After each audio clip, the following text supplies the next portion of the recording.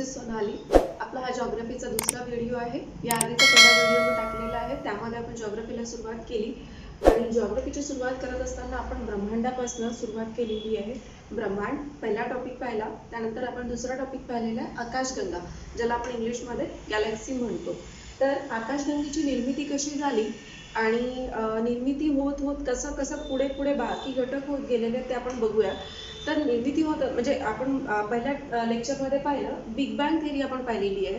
Big bang theory म्हणजे काय ते पण तुम्हाला मी समजून सांगितलं. आपण एक क्विक रिव्हिजन घेऊया बिग बँग थेरीचं.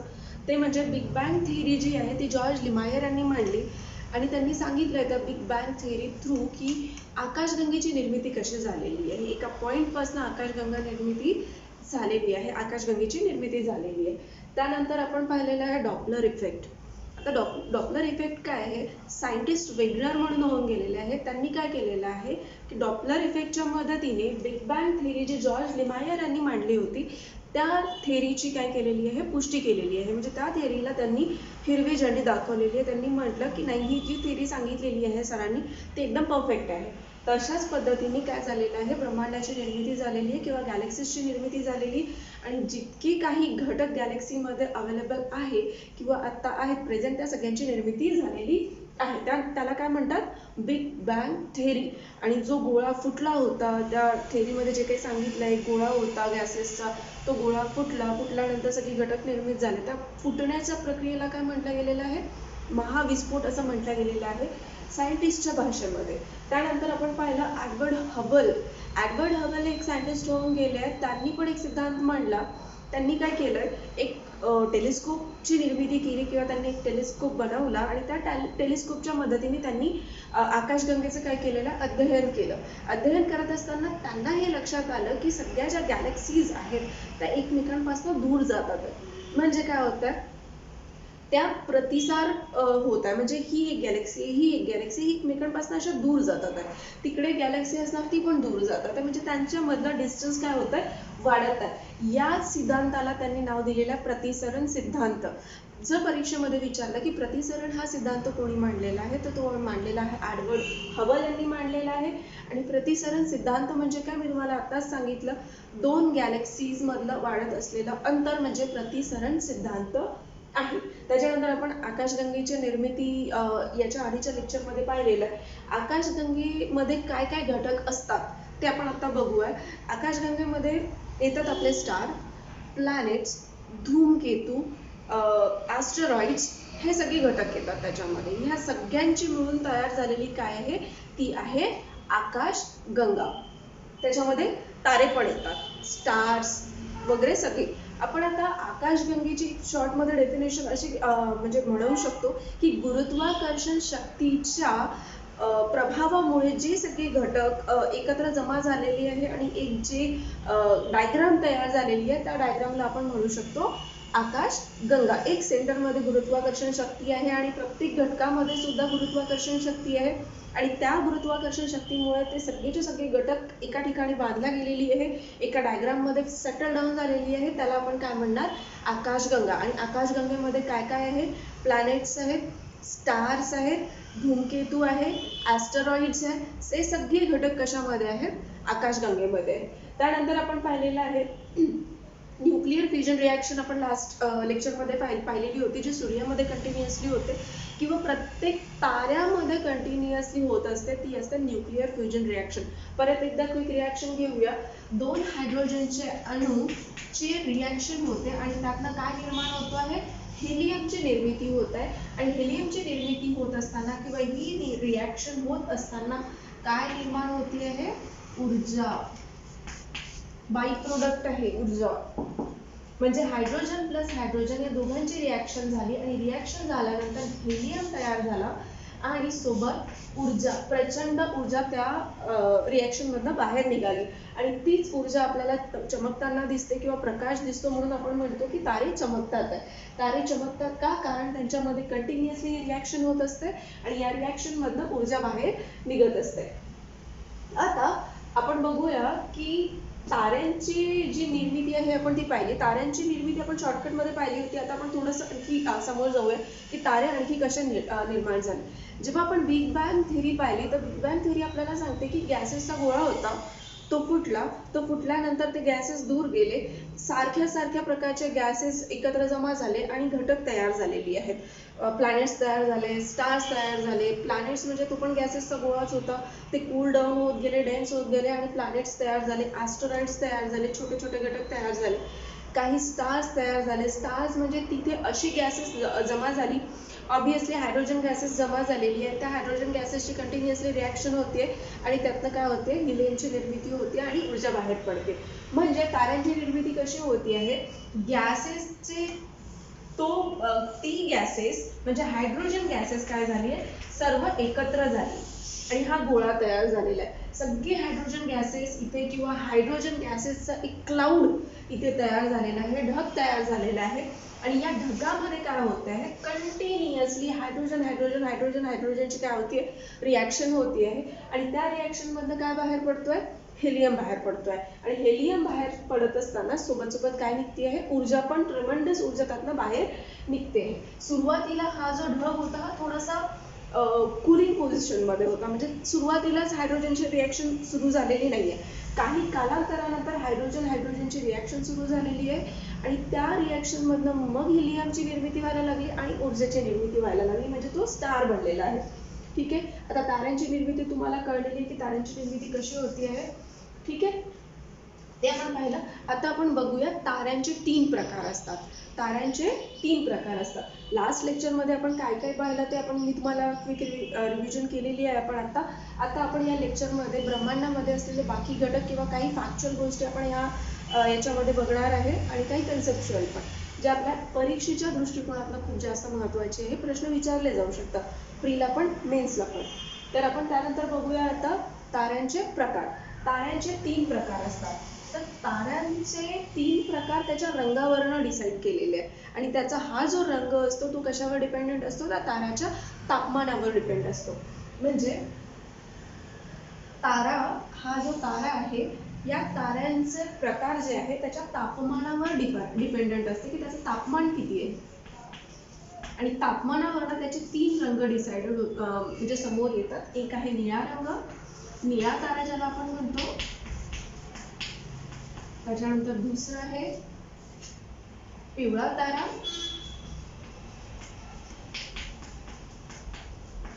पिवळा ताऱ्याला नारंगी तारा पण म्हणतात आणि निळ्या ताऱ्याला पांढरा तारा पण म्हणतात. ठीक आहे. आणि त्याच्यानंतर थर्ड वन आहे लाल तारा. ठीक आहे. असे हे 3 प्रकार त्याचे पडतात. आता निळा तारा किंवा पांढरा तारा याचं तापमान खूप जास्त असतं. ठीक आहे. म्हणजे मी तुम्हाला आधीच सांगितलं की ताऱ्यांचे हे 3 प्रकार जे आहेत ते तापमानावर डिसाइडेड होतात. म्हणजे तापमान जर सगळ्यात जास्त असणार तर त्याचा कलर आपल्याला कसा दिसेल, निळा किंवा थोडाफार पांढऱ्या प्रकारचा. आणि याच्यामध्ये काय असतं, सगळ्यात जास्त तापमान असतं. म्हणजे हा ट्रिमेंडस ऊर्जा याच्यामध्ये असते, सुरुवात असते. आणि निळ्या ताऱ्यालाच किंवा पांढऱ्या ताऱ्यालाच काय म्हटलं जातं, भ्रूण तारा पण म्हटलं जातं किंवा बाल्या अवस्थेमधला तारा पण म्हटलं जातं. म्हणजे निळा तारा आणि पांढरा तारा किंवा निळा तारा किंवा पांढरा तारा म्हणजेच बाल्या अवस्थेमधला तारा किंवा भ्रूण तारा म्हटला जातं. त्याच्यानंतरचा तारा आहे पिवळा तारा. पिवळा तारा म्हणजे तो तारा जो बाल्या अवस्थेमध्ये मधनं थोडा मोठा झालेला आहे, आता तो प्रौढ झालेला आहे किंवा युवा झालेला आहे, त्याला म्हटलं जातं पिवळा तारा किंवा नारंगी तारा. मी तुम्हाला पहिल्या लेक्चरमध्ये सांगितलं होतं की ताऱ्यांचं आयुष्य असतं. या ब्रह्मांडामध्ये असलेल्या प्रत्येक घटकाचं काय आहे, आयुष्य आहे. म्हणजे प्रत्येक वस्तू संपणार आहे, प्रत्येक वस्तूची मृत्यू होणार आहे, मग ती सजीव असो किंवा निर्जीव असो. आपण पाहिले की तारे हे निर्जीव आहेत, त्यांच्यामध्ये जीव नाहीये, पण तरीही त्यांचं आयुष्य आहे. त्यांचा जन्म होतो आहे, मग ते मोठे होतात आहेत म्हणजे प्रौढ होतात आहेत, मग ते वृद्ध होतात आहेत, वृद्ध होऊन मग त्यांचं काय होतीये, मृत्यू होतीये, ते नष्ट होतात आहेत. आता ही घटना त्यांच्यामध्ये का घडतीये, न्यूक्लिअर फ्युजन रिॲक्शन. हायड्रोजनचे खूप सगळे अणू जे आहे तो क्लाउड तयार झालेला आहे, त्याच्यामध्ये खूप सगळे हायड्रोजनचे अणू जमा झाले, त्या हायड्रोजनच्या अणूमध्ये कंटिन्युअस रिॲक्शन होते दोन हायड्रोजनच्या अणूमध्ये आणि मग हिलियम तयार होतं. तर ही सुरुवातीला एनर्जी जास्त असते, ती आणखी जास्त वाढते. ती कधी वाढते? पिवळ्या ताऱ्यामध्ये वाढते, म्हणजे थोडा प्रौढ होतो तारा आणि मग ती एनर्जी कमी कमी व्हायला लागते. मग तो तारा काय होतो? लाल तारा होतो. म्हणजे काय होतो? वृद्ध तारा होतो. वृद्ध तारा का होतो? वृद्ध तारा तो किंवा लाल तारा का होतो? कारण त्याच्यामध्ये हायड्रोजनचे अणू काय होतात? संपत जातात. ऑब्विसली हायड्रोजनचा एक क्लाउड जमा झाला होता. क्लाउड जमा झाल्यानंतर आता क्लाउड एक पर्टिक्युलर हायड्रोजनच्या अणूचाच तयार झालेला आहे, त्याच्यात आणखी बाहेरून हायड्रोजनचे अणू येत नाहीये. जेवढे जमा झाले तेवढे जमा झाले. आता त्या प्रत्येक हायड्रोजनच्या अणूमध्ये काय होते? रिॲक्शन होते. पण रिॲक्शन झाल्यानंतर परत हायड्रोजन तयार होत नाहीये. काय तयार होतंय? हिलियम तयार होतंय आणि ऊर्जा तयार होतात. त्याच्यामुळे या रिॲक्शन मधनं आपल्याला हे लक्षात येतं की हायड्रोजनचे अणू संपतात. हायड्रोजनचे एक म्हणजे अणू प्रत्येक रिॲक्शन मध्ये दोन अणू काय होतात? ते संपतात आहे. म्हणजे एक हायड्रोजनचे अणू प्लस एक हायड्रोजनचे अणू is equal to helium plus ऊर्जा. ही रिॲक्शन झाली. ठीक आहे, म्हणजे या एका रिॲक्शन मध्ये दोन हायड्रोजनचे अणू नष्ट झाले. करेक्ट? असे सगळ्या हायड्रोजनच्या अणूंमध्ये रिॲक्शन होत आहे. म्हणजे प्रत्येक एका रिॲक्शन मध्ये दोन हायड्रोजनचे अणू संपत आहेत. अशा प्रकारे एक वेळ अशी येणार की हायड्रोजनचे अणू संपत जाणार आणि at the end of the day तिथे पूर्ण हायड्रोजनचे अणू संपून जाणार. म्हणजे काय होणार? या लाल तारे म्हणजे हा तारा वृद्धावस्थेकडे जात जात जात जात जिथे हायड्रोजनचे अणू पूर्ण संपले याची काय होणार? मृत्यू होणार. या ताऱ्याची काय होणार? मृत्यू होणार किंवा हा तारा नष्ट होणार. आता मी तुम्हाला आपला हा टॉपिक झाला. ताऱ्यांचे 3 प्रकार असतात. निळा तारा किंवा पांढरा तारा, त्याला आपण म्हणतो भ्रूण अवस्थेमधला तारा किंवा बाल्य अवस्थेमधला तारा. त्याच्यानंतर असतो पिवळा तारा किंवा नारंगी तारा, त्याला म्हणतो आपण प्रौढ तारा. युवा तारा, त्याच्यामध्ये आपला सूर्य येतो. सूर्य हा आपला यंग स्टार आहे किंवा येलो स्टार आहे, पिवळा तारा आहे किंवा नारंगी तारा आहे. ही फॅक्ट तुम्ही नोट डाऊन करून ठेवा. तुमच्या नोटबुक मध्ये किंवा कॉपीमध्ये परीक्षेमध्ये विचारला जाऊ शकतो की सूर्य हा कुठल्या प्रकारचा तारा आहे? यंग स्टार आहे, प्रौढ तारा आहे आणि त्याचा रंग कसा आहे? पिवळा किंवा नारंगी. आणि काही वर्षानंतर तो लाल तारा होणार आहे. याच्या आधीच्या लेक्चरमध्ये मी तुम्हाला सूर्याचं वय सांगितलेलं आहे. म्हणजे तेवढं वय त्याचं संपलं म्हणजे त्याची मृत्यू होणार. तेवढं वय संपणार म्हणजे काय? त्याच्यातले पूर्ण हायड्रोजनचे अणू संपणार रिॲक्शन होऊन, आणि ज्या दिवशी ते पूर्ण संपणार ताऱ्याची काय होणार? मृत्यू होणार. एवढी कन्सेप्ट तुम्हाला कळली. आता आपण पुढे जाऊया. आता आपण प्रकाश वर्ष ही कन्सेप्ट बघूया. एक प्रकाश वर्ष म्हणजे काय? की ताऱ्यामधनं निघालेला जो प्रकाश असतो, जी ऊर्जा बाहेर निघाली, या ऊर्जेला पृथ्वीपर्यंतचं अंतर ट्रॅव्हल करायला लागणारा म्हणजे वेळ, म्हणजे इथून हा निघालेला प्रकाश इथपर्यंत पोहोचायला जो लागतोय वेळ, त्याला काय म्हटलं जातं? प्रकाश वर्ष. किंवा म्हणजे प्रकाश किती डिस्टन्स ट्रॅव्हल करतो आहे समोरच्या ऑब्जेक्ट पर्यंत पोहोचायला, त्याला काय म्हटलं जातं? एक प्रकाश वर्ष किंवा प्रकाश वर्ष. एक प्रकाश वर्ष म्हणजे काय डिस्टन्स आहे? 3,00,000 kilometre per second. 3,00,000 kilometre per second. आता याच्यातून तुम्हाला काय लक्षात येतं की म्हणजे एका सेकंदाला प्रकाश 3,00,000 किलोमीटर डिस्टन्स ट्रॅव्हल करतो. त्याला काय म्हटलं जातं? एक प्रकाश वर्ष. म्हणजे 3,00,000 किलोमीटर पर सेकंद म्हणजे एका सेकंदाला प्रकाश 3,00,000 किलोमीटर डिस्टन्स ट्रॅव्हल करतोय, म्हणजे 3,00,000 किलोमीटर पर्यंत पोहोचत आहे. त्यालाच काय म्हटलं जातं? एक प्रकाश वर्ष. ठीक आहे, डन. ही कन्सेप्ट क्लिअर झालेली आहे.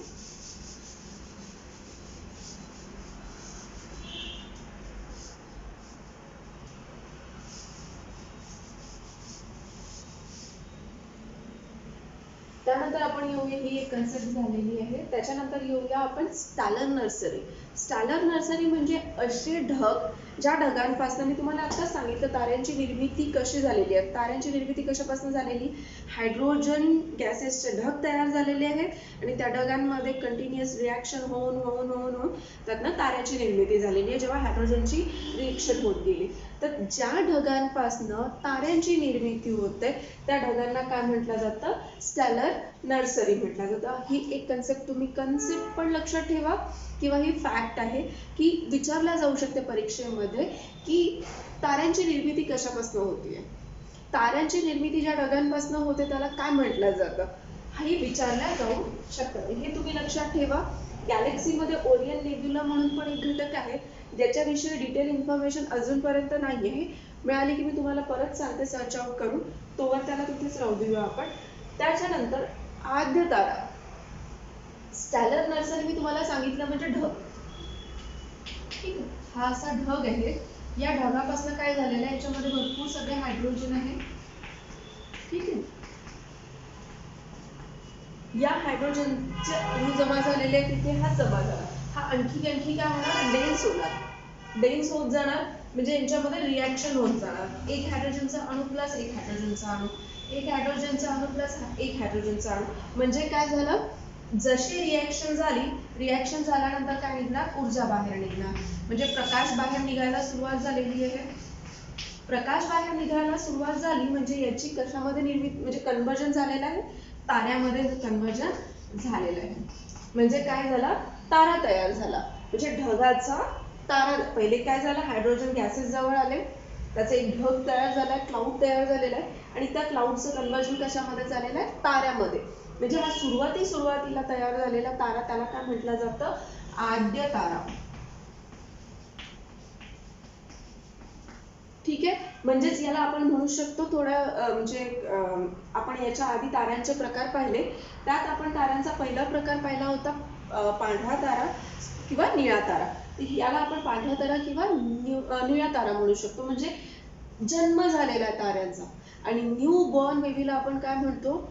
याला आपण न्यू बॉर्न तारा म्हणू शकतो. न्यू बॉर्न बेबीला आपण काय म्हणतो? भ्रूण म्हणतो ना, तर यालाच आपण काय म्हणणार? भ्रूण तारा. भ्रूण तारा म्हणजेच बाल्यावस्थेमधला तारा, म्हणजे ताऱ्यांचा जन्म झाला. म्हणजे भ्रूण तारालाच आद्य तारा पण म्हटलं जातं. आणि तो कुठल्या कलरचा असतो? निळा किंवा पांढऱ्या रंगाचा असतो. ठीक आहे, हे झालं.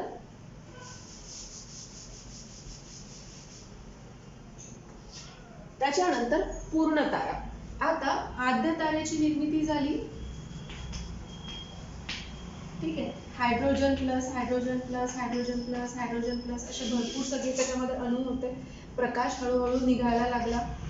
आता काय होणार? हा ढग काय होणार? आणखी जास्त डेन्स होणार, आणखी जास्त ट्रिमेंडसली रिॲक्शन्स होत, म्हणजे जे हायड्रोजनचे अणू दूर दूर होते ते आणखी जवळ जवळ येणार. हा ढग आणखी सिकुडणार, त्याचं आकुंचन होईल, आणखी हायड्रोजनचे अणू जवळ येतील आणि रिॲक्शन स्पीडीली व्हायला लागेल. म्हणजे आणखी जास्त पद्धतीने, जास्त फोर्सने रिॲक्शन्स व्हायला लागतील आणि खूप ट्रिमेंडसली त्याच्यामधनं ऊर्जा निघायला सुरुवात होईल आणि हिलियमचे अणू निघायला सुरुवात होईल. मग त्याला ती जी रिॲक्शन स्टार्ट होईल एक पर्टिक्युलर ड्युरेशन नंतर, तर तो जो तारा आहे त्या ताऱ्याला काय म्हणणार? पूर्ण तारा. किंवा त्यालाच आपण म्हणू शकतो तो तारा काय झालेला आता? पूर्ण कंप्लीट झालेला आहे. म्हणजे तो आता कुठे चाललेला आहे? प्रौढावस्थेकडे जातो आहे. म्हणजे तो मूव्ह करत आहे, भ्रूण अवस्थेकडून कुठे मूव्ह करून राहिलेला आहे? प्रौढावस्थाकडे जातो आहे. ठीक आहे, हे कंटिन्युअसली झालेलं आहे. आता याच्यानंतर काय होईल? एक वेळ हळूहळू काय होईल? हे हायड्रोजनचे अणू कमी व्हायला लागतील. हायड्रोजनचे अणू कमी व्हायला लागतील, कमी हायड्रोजनचे अणू राहतील आणि रिॲक्शन थोडी स्लो डाऊन होईल. रिॲक्शन 2 हायड्रोजनमध्ये तेवढीच होईल, पण रिॲक्शन ज्या क्वांटिटीमध्ये होऊन राहिलेल्या होत्या त्या क्वांटिटीज कमी होतील. ठीक आहे, म्हणजे जिथे 1000 रिॲक्शन होऊन राहिलेल्या होत्या त्या आता कशावर येतील? 500 वर येतील, 400 वर येतील. 400 रिॲक्शन होते, तर 400 1000 रिॲक्शन होत आहे, जास्त ऊर्जा बाहेर निघतात. ठीक आहे, 500 रिॲक्शन होतील, ऊर्जा अर्धी होऊन जाणार. अर्धी ऊर्जा होणार म्हणजे ती काय होत आहे? तो तारा कुठे चाललेला आहे आता? वृद्धावस्थेकडे चाललेला आहे. म्हणजे त्याची काय होतीये? ऊर्जा कमी कमी होत आहे. मी होप करते, म्हणजे होप की तुम्हाला ही कन्सेप्ट आता इथे कळलेली असणार की ताऱ्यांची निर्मिती कशी होते. भ्रूण तारा काय, प्रौढ तारा काय आणि वृद्ध तारा काय. त्याला प्रौढ तारा का म्हणतात, त्याला वृद्ध तारा का म्हणतात आणि त्याला भ्रूण तारा का म्हणतात ते तुम्हाला कळलं असेल. आता आपण पुढे जाऊया. ठीक आहे, आता आपण पुढे बघूया की प्रत्येक ताऱ्याचं काय असतं, कोअर असतं, सेंटर असतं. ही एक सिंपलची गोष्ट आहे, याच्यामध्ये जास्त असं समजण्यासारखं काही नाही आहे. गॅलेक्सी पण आपण जेव्हा पाहिली होती तर गॅलेक्सीचं पण सेंटर होतं. या ब्रह्मांडामध्ये जितकी काही घटक आहेत प्रत्येकाला त्याचं कोअर आहे. सूर्याला त्याचं कोअर आहे, प्रत्येक ताऱ्याला त्याचं कोअर आहे. कोअर म्हणजे काय म्हणणार त्याला, गाभा. आपण आपली पृथ्वीची रचना बघत असताना, पृथ्वीची रचना शिकत असताना आपण बघू पृथ्वीचा पण कोअर आहे, गाभा आहे. तसा प्रत्येक आस्पेक्ट जे ब्रह्मांडामध्ये आहे प्रत्येक आस्पेक्टाला त्याचा कोअर आहे. तर ताऱ्यांनाही त्याचा कोअर आहे. ठीक आहे, आता बघूया colour of star. Colour of star आपले झालेले आहे. आपण घेतलं ताऱ्यांचे कलर त्याच्या तापमानावर डिपेंड करतात आणि तापमान कशावर डिपेंड करतं, त्याच्यामध्ये असलेल्या हायड्रोजनच्या अणूंवर डिपेंड करते की किती हायड्रोजनचे अणू त्याच्यामध्ये आहे आणि एका वेळेस तिथे किती रिॲक्शन होतीये. तिथे जर 1000 रिॲक्शन होत असतील तर ऑब्व्हियसली त्या 1000 रिॲक्शन मधनं ऊर्जा जी निघतीये ती भरपूर जास्त निघतीये आणि त्या तापमान, ती जी ऊर्जा आहे ती तापमान डिसाईड करते आणि त्या ऊर्जेवर त्या ताऱ्याचा रंग डिसाईड होतो, जे आपण पाहिलं आधी. त्याच्यानंतर जो वृद्धावस्थेमधला तारा असतो त्याला काय म्हटलं जातं, रेड जायंट म्हटलं जातं. ठीक आहे, कारण त्याचा कलर कसा होत चाललेला आहे, लाल होत चाललेला आहे. लाल होत चाललेला म्हणजे काय होतं, तो आपल्या मृत्यूकडे जातो. हायड्रोजनचे अणू संपतात आहेत, त्याच्यामधनं काय होती आहे, निघणारी ऊर्जा कमी कमी होत चाललेली आहे, त्याच्यामुळे तो आपल्या वृद्धावस्थेकडे चालला. एक सायंटिस्ट होऊन गेलेला आहे चंद्रशेखर म्हणून, त्यांनी पण अध्ययन केलेलं आहे गॅलेक्सीजचं, ताऱ्यांचं, त्याच्यानंतर जे काही खगोलीय आस्पेक्ट्स आहेत, घटक आहेत, त्यांचं अध्ययन केलं. तर त्यांनी अध्ययन करत असताना त्यांनी काय केलं, ताऱ्यांचा अभ्यास केला. ताऱ्यांचा अभ्यास करत असताना त्यांना लक्षात आलं एक लाईन आहे किंवा एक एक एक अशी घटना आहे, ती जेव्हा होते त्याच्यामध्ये डिफरन्स त्यांना दिसले. तर त्यांनी काय केलंय, त्यांनी त्या एक सीमा सांगितली. ठीक आहे, एक सीमा सांगितली, बाउंड्री ज्याला म्हणतात. ते बाउंड्री चंद्रशेखर सीमा म्हणून प्रसिद्ध आहे. हा सिद्धांत त्यांनी मांडला. ठीक आहे, आणि त्या सिद्धांतामध्ये त्यांनी एक बाउंड्री सांगितलेली आहे आणि त्या बाउंड्रीलाच नाव दिलं गेलेलं आहे चंद्रशेखर सीमा. ही आहे 1.44 आणि हे काय आहे, टेम्परेचर आहे. 1.44 टेम्परेचर. ठीक आहे, आता आपण याला बघूया पुढे. या जे त्यांनी अध्ययन केलं किंवा हे जे संशोधन त्यांनी केलं याच्यासाठी त्यांना 1983 मध्ये नोबेल प्राइज पण देण्यात आलेलं आहे. ठीक आहे, तर आपण आता हे बघूया काय भानगड आहे ते. त्यांनी या सिद्धांतामध्ये काय म्हटलेलं आहे की एखाद्या ताऱ्याचं टेम्परेचर जर सूर्यापर्यंत आहे, सूर्याच्या टेम्परेचर पर्यंत किंवा त्याच्यापेक्षा खाली आहे एक हे, आणि एखाद्या ताऱ्याचं टेम्परेचर सूर्याच्या टेम्परेचरपेक्षा जास्त आहे. हे दोन प्रकार आहेत. तर सूर्याच्या टेम्परेचर हा आहे सूर्य. ठीक आहे, सूर्याच्या टेम्परेचर आणि हा एक स्टार आहे. तर याच्या खाली याचं टेम्परेचर आहे, या स्टारचं. सूर्याचं टेम्परेचर या स्टारपेक्षा जास्त आहे. ठीक आहे, सूर्याचं टेम्परेचर या स्टारपेक्षा जास्त आहे. तर ही जी सीमा मांडली त्यांनी मांडली 1.44, याच्यापेक्षा खाली, याच्यापेक्षा जास्त. आता याच्यापेक्षा खाली जेव्हा ताऱ्याची टेम्परेचर आहे, ताऱ्याचं टेम्परेचर आहे, तर काय घडतं ते बघू आपण मित्रांनो. तर याच्यापेक्षा जेव्हा टेम्परेचर असेल ताऱ्याचं, म्हणजे सुरुवातीला त्याचं टेम्परेचर काय असणार, एकदम तो ढग असणार. ठीक आहे, तो ढग झाला हायड्रोजनचा, मग त्यामध्ये थोडी रिॲक्शन सुरू व्हायला लागली. ते रिॲक्शन्स काही वेळानंतर वाढायला लागले, त्यातला प्रकाश बाहेर निघायला लागले, पण टेम्परेचर त्याचं याच्यावर गेलेलं नाही आहे, इतक्यामध्येच तो खेळतोय. ठीक आहे, तर इथे काय होत आहे की ताऱ्याची निर्मिती तर झालेली आहे ढगापासनं. तर ज्या पद्धतीने मी तुम्हाला सांगितलं की प्रत्येक घटकाचे काय आहे, कोअर आहे. म्हणजे कोअर आहे, त्याच्यानंतर मध्यभाग असणार आणि त्याच्यानंतर क्रस्ट असणार. जसं पृथ्वीचा क्रस्ट आहे, मध्यांबर आहे, किंवा काय म्हणतात त्याला आपण मेंटल ज्याला म्हणतो ते, आणि त्याच्यानंतर आतमध्ये काय आहे, कोर आहे. अशाच प्रकारे प्रत्येक घटकाला काय आहे, सेंटर आहे म्हणजे कोर आहे, मधला गाभा आहे त्याला आपण मेंटल म्हणतो पृथ्वीच्या याला, पण इथे पण थोड्या वेळासाठी ते पकडूया की त्याला काय म्हणतात.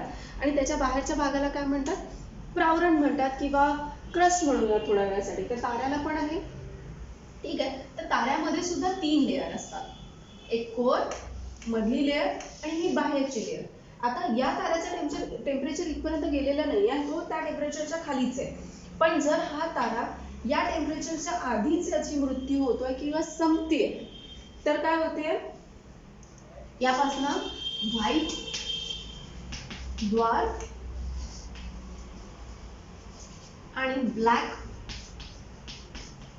ड्वार्फची निर्मिती होते. ठीक आहे, यापासून काय तयार होते, व्हाईट ड्वार्फ किंवा ब्लॅक ड्वार्फ. आता काय होते आहे की हा जो कोर आहे ताऱ्याचा, या कोर मध्ये ग्रॅव्हिटेशनल फोर्स खूप जास्त आहे. तर कधी कधी काय होतं ना की हा तारा काय करतो, स्वतःच्याच या भागाला काय करतो, आतमध्ये ओढून टाकतो, संपवून टाकतो. ज्या वेळेस हा भाग संपून जाणार तर हा फक्त एवढा भाग आपल्याला व्हाईट दिसणार. तर काय निर्मिती होतीये, व्हाईट ड्वार्फची निर्मिती होते. आणि ज्या वेळेस हे पूर्ण संपून जाणार त्यावेळेस काय होणार, ब्लॅक ड्वार्फ. हे कळलं तुम्हाला, हे 2 गोष्टी इथे निर्माण होते. आणि ह्या निर्माण कधी होतात, जेव्हा ताऱ्याचा टेम्परेचर 1.44च्या खाली आहे, म्हणजे चंद्रशेखर सीमा जी आहे त्याच्या खाली जेव्हा असतं तेव्हा व्हाईट ड्वार्फ आणि ब्लॅक ड्वार्फची निर्मिती होते. आता जर हा तारा काय झाला, आता रेड जायंट झालेला आहे. रेड जायंट म्हणजे काय, रेड स्टार म्हणजे काय, वृद्ध तारा.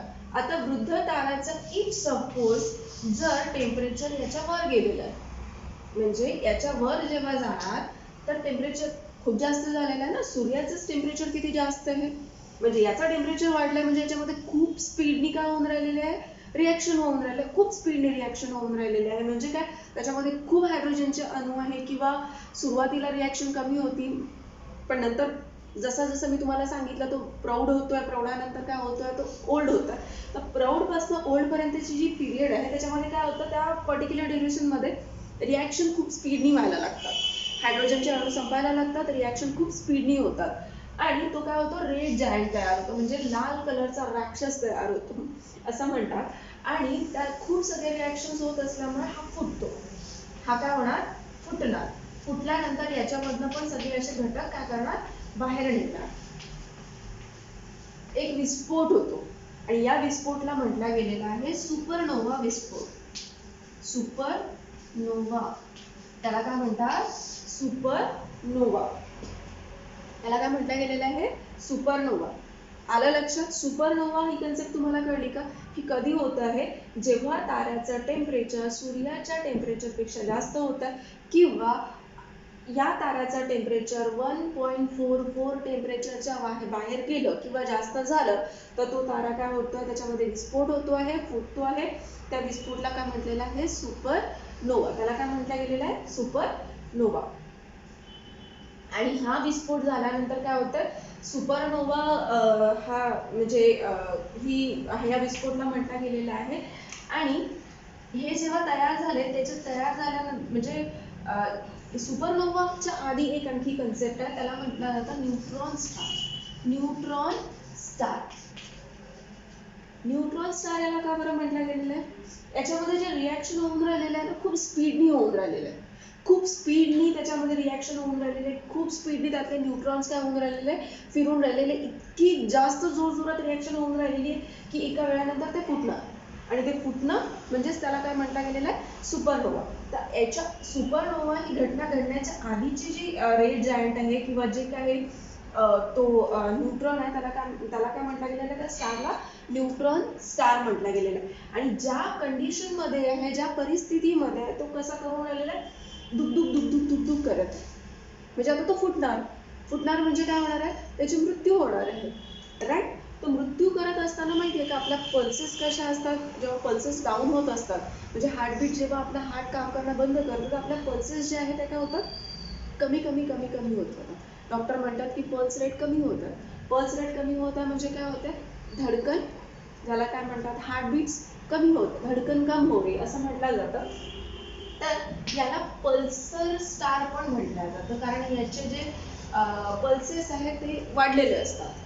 आपले पल्सेस कमी झाले म्हणजे आपली मृत्यू होते, ते पल्सेस वाढले म्हणजे काय होतं, तर विस्फोट होतो आहे.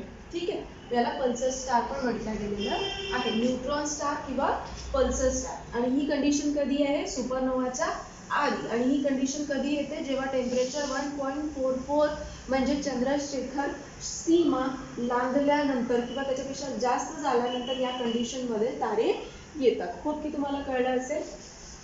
आपण पुढे जाऊया आता. मित्रांनो, मी जे काही छोट्या छोट्या कन्सेप्ट तुम्हाला सांगते आहे किंवा एक्सप्लेन करते आहे तुम्ही नोट डाऊन करा.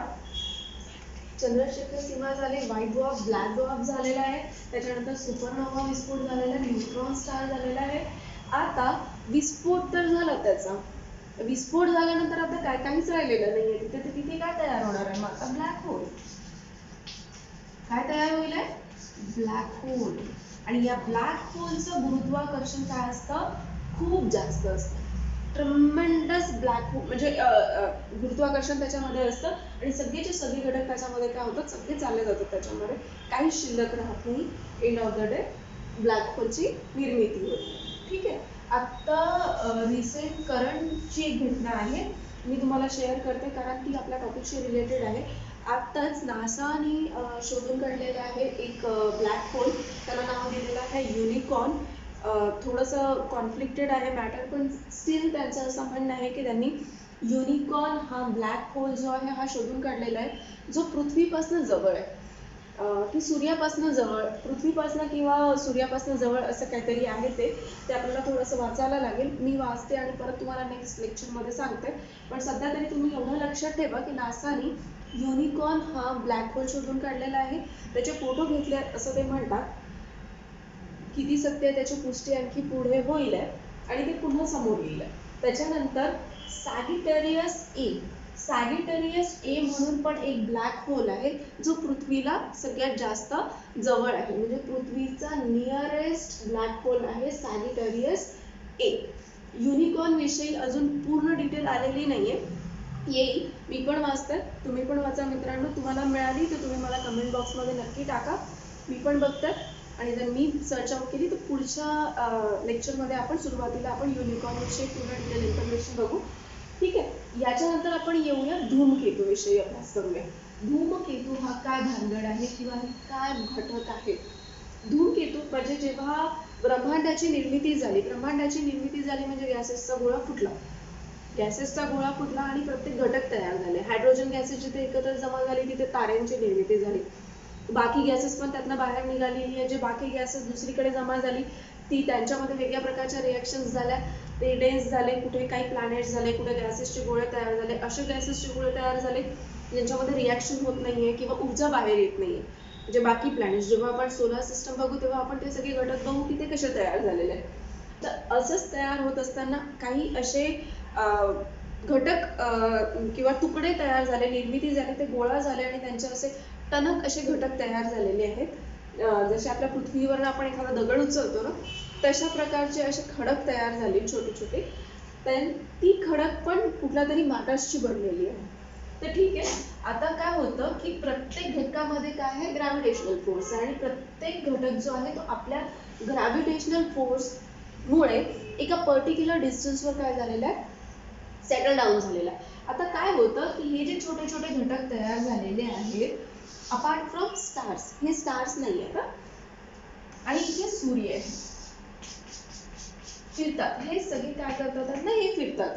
यांच्यामध्ये ग्रॅव्हिटेशनल फोर्स आहे, सूर्यामध्ये ग्रॅव्हिटेशनल फोर्स आहे, मध्ये सेंटरमध्ये असे प्लॅनेट्स आहेत, तर प्लॅनेट्समध्ये ग्रॅव्हिटेशनल फोर्स आहे. पण तुम्हाला मी सांगितलं की आपल्या एडवर्ड हबल सरांनी काय सांगितलेलं आहे की डिस्टन्स कमी जास्त होतं, म्हणजे गॅलेक्सीजचं डिस्टन्स वाढते, म्हणजे ती गॅलेक्सी तिकडे सरकते, ही गॅलेक्सी इकडे सरकते. का सरकते,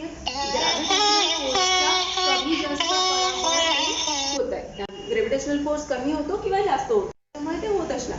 आता ज्या वेळेस ह्या सगळ्या घटना घडतात तर त्याच वेळेस काय होतं की हे जे छोटे छोटे घटक तयार झालेले, खडक तयार झालेली आहे मॅटर्सची किंवा गॅसेसची, हे काय होतात, सूर्याकडे आकर्षले जातात. सूर्य काय करतो, त्याला आपल्याकडे ओढतो. सूर्य ओढतो म्हणजे काय, सूर्याचा ग्रॅव्हिटेशनल फोर्स त्याला आपल्याकडे अट्रॅक्ट करतो, ओढतो.